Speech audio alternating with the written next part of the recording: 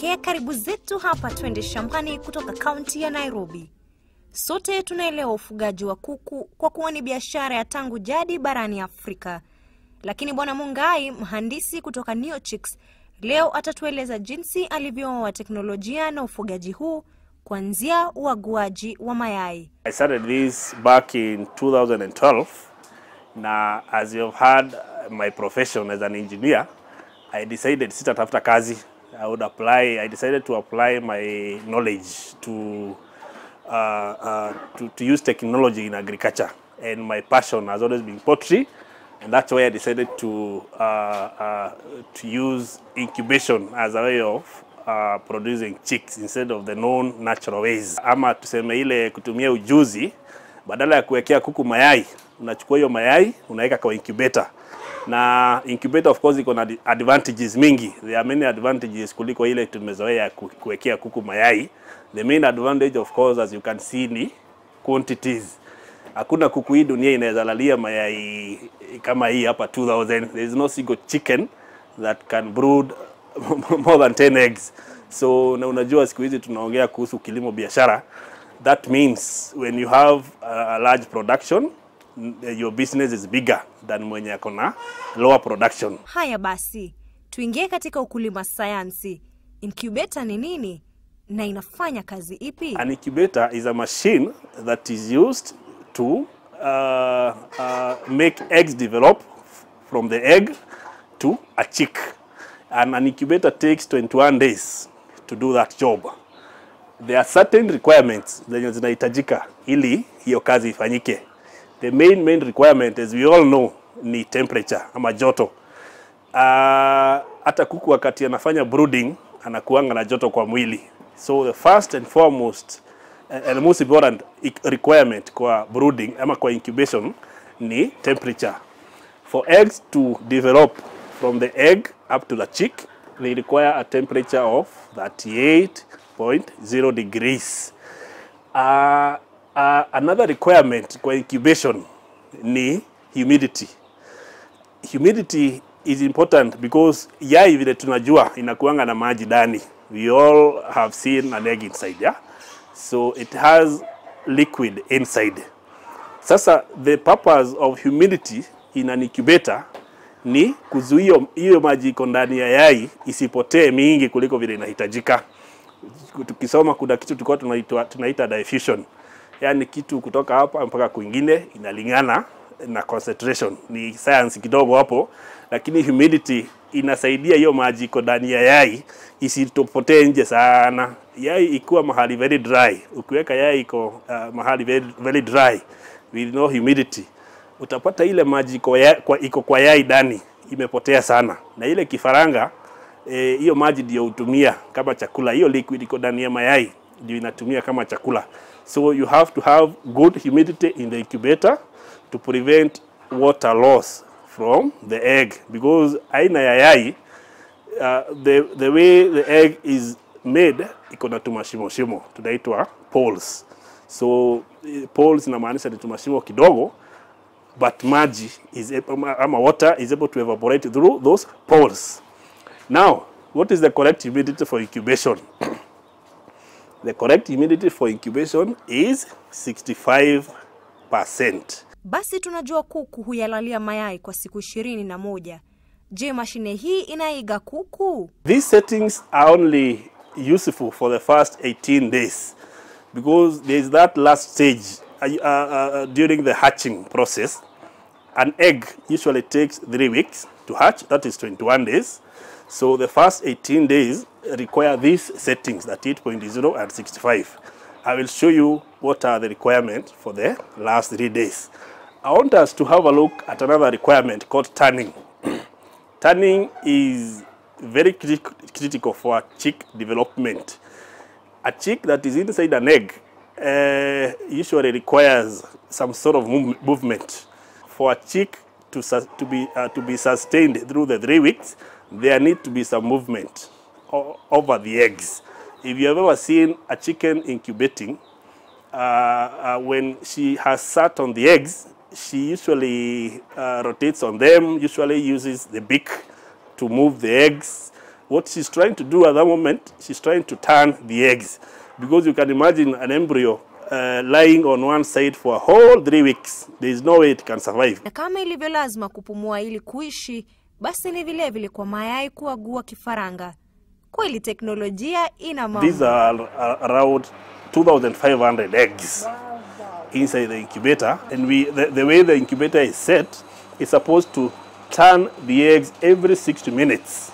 So once it lies on one side, it will stay there for a total of 1 hour. Yes, so it does that for the whole 18 days. So another requirement for an egg to develop into a chick is ventilation. We just mentioned that this egg has pores inside.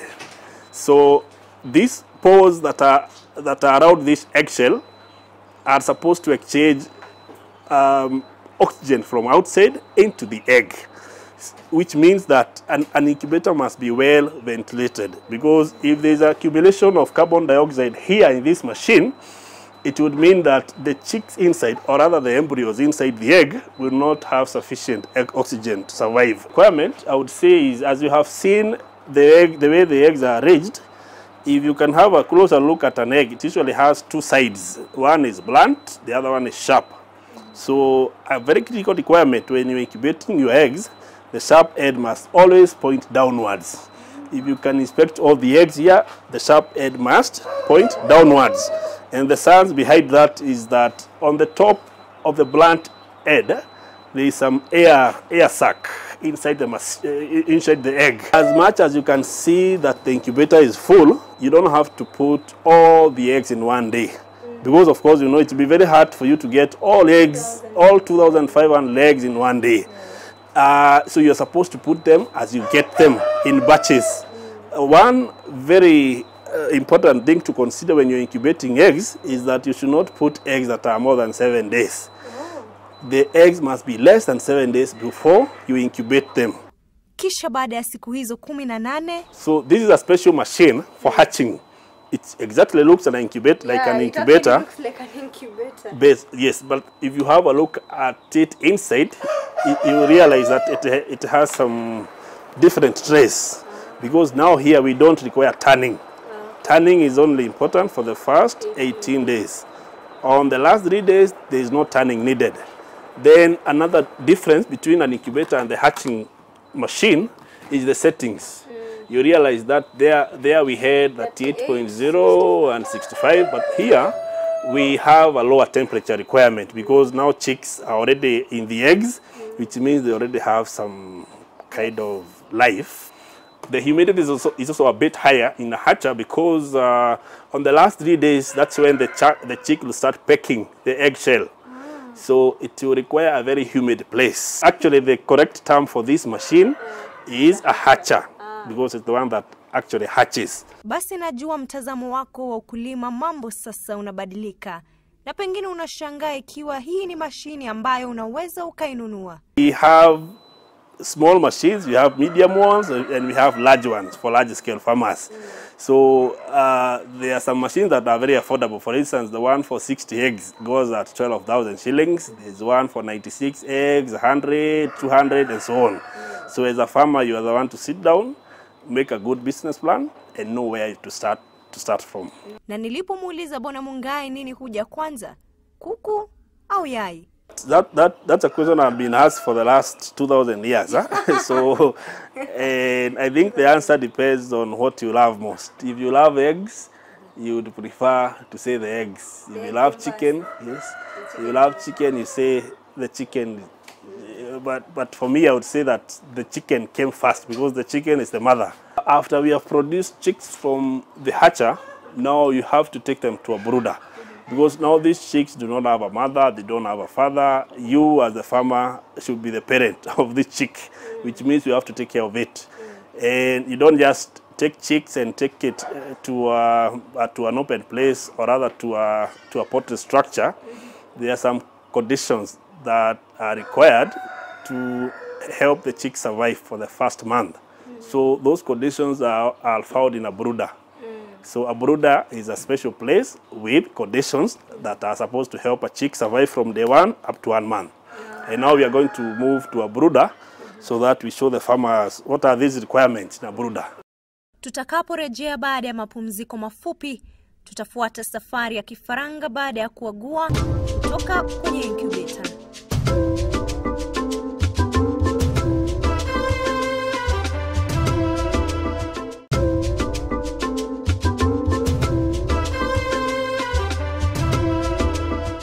Basi baada ya kuwaleta vifaranga wako katika chumba cha malezi liitwalo brooder, ni jukumu lako kuwalisha vifaranga hao na kuwapa chanjo cha magonjwa tofauti. This is a brooder, and as we said, a brooder is a special place where you maintain certain conditions. Yeah, because I can feel heat. Yes, already you can see it's a very warm place because the biggest requirement for a chick is warmth.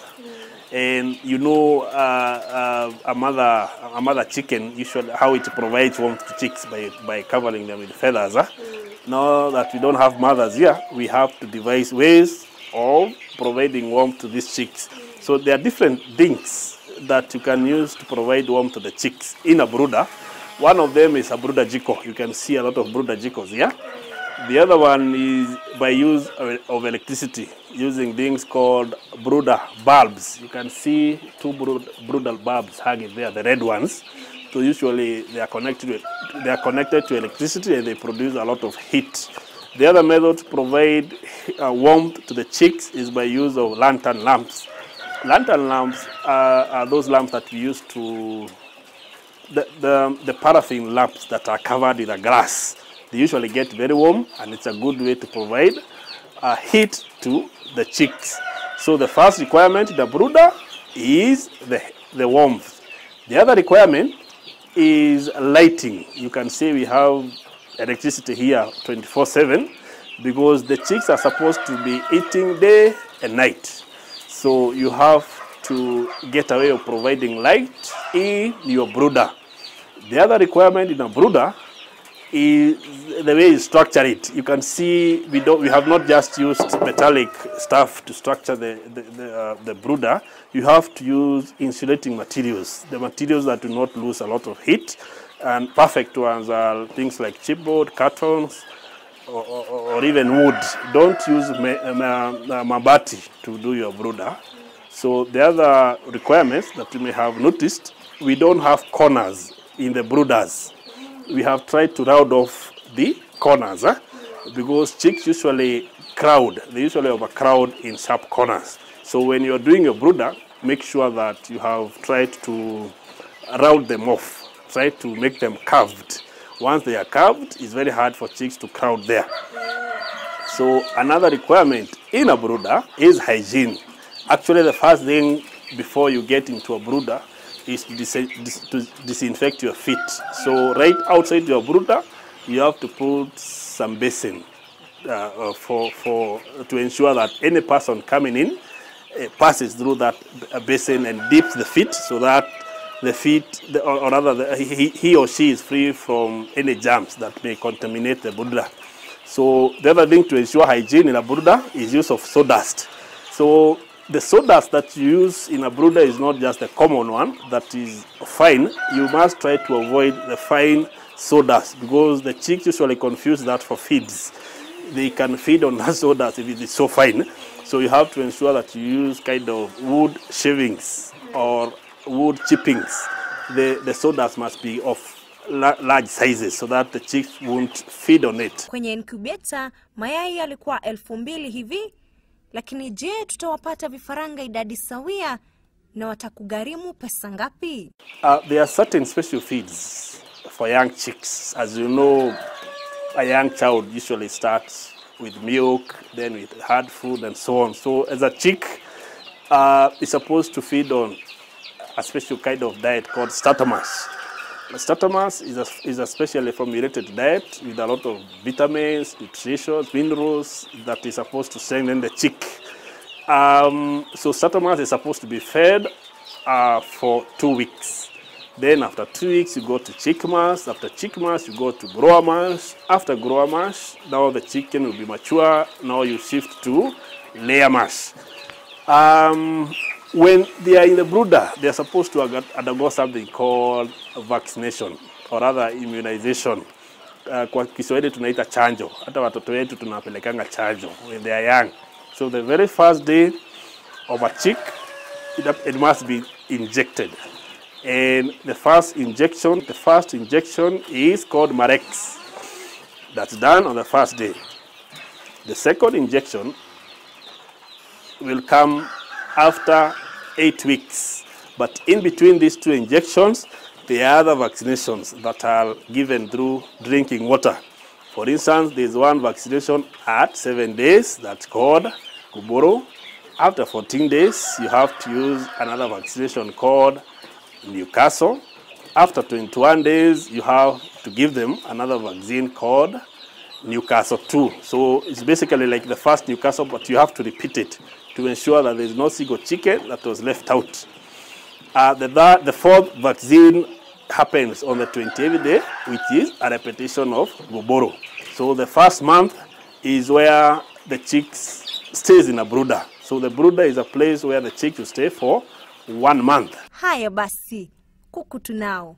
Lakini kama mkulima, biashara inaangukia upande upi? Mayai, vifaranga, au kuku waliokomaa?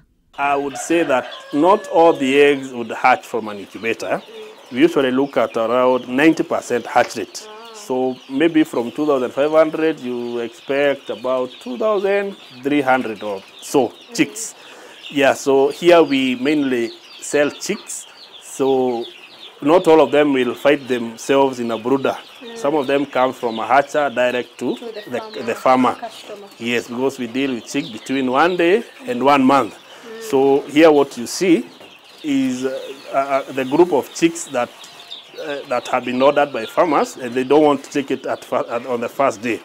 Some of them want it at the first week, 2 weeks, 3 weeks. A 1 day old chick goes at 100 shillings. So 1 week old goes at 130. 2 weeks old chick goes at 2 weeks goes at 160. 3 weeks at 200, and the maximum, which is 1 month, goes at 230. And it's also good for farmers to know that there are various breeds of poultry. And here we said we only deal with the improved Kienyeji. But still at the improved Kienyeji, there are several breeds that before a farmer makes a decision on what to venture into, it's good to be aware of various breeds that he or she can start with. So the first breed of improved Kienyeji is called Kari. Kari is the first breed of improved Kienyeji. The other breed is called Kroila. The third breed is called Rainbow Rooster. And the fourth is called Sasso. So how do you decide which of these breeds to rear? Different breeds have different purposes. For instance, Kari is the best layer among those 4 breeds. So if your main target, if your business plan has the market for eggs, so you should then consider Kari. If you're intending to be selling Kienyeji meat, or rather to be raising the chicks, or they are mature, you dispose them even before they lay eggs, the best breeds to consider is Kroila and Sasso. Those are the ones that usually get huge in size. If you not decided which is which, or rather if you have both equal, venture for market for eggs or for meat, then you consider Rainbow Rooster, usually called a dual purpose, because it's a very good layer and it also gets larger in size. I would say that production of chicks is much more profitable than raising them for meat, than raising them to maturity, then selling the eggs. But what we do is that because different parts of the country have different needs, we know places like Western, there's a lot of demand for the mature chicken. So we usually tell farmers, do your market research, you know which one is more profitable. So I would say from a position, the business of chicks is much, much better than the business of selling the mature ones. Yeah. I think advancement of technology is always aimed at giving better results. So I think we as young people must always be open to any kind of new technologies. So if technology comes to enhance hatching to take, instead of taking 3 weeks to take 1 week, well and good. So yes, well and better, because we have to be open to any kind of advancement in technology.